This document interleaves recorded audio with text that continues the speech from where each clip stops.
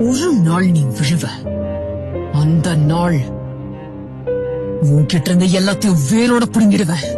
உன் மக்கள், உன் பேரு, உன் தங்கம், உன் KGF, உன் ஆசைகள் எல்லாத்தையும்.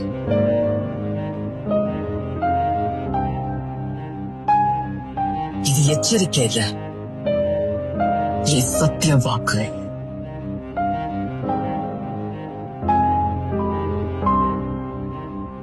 நான் முடிஞ்ச வரைக்கும் யுத்தத்தை தவிர்ப்பேன். முடியலன்னா கண்டிப்பா ஜெயிப்பேன்.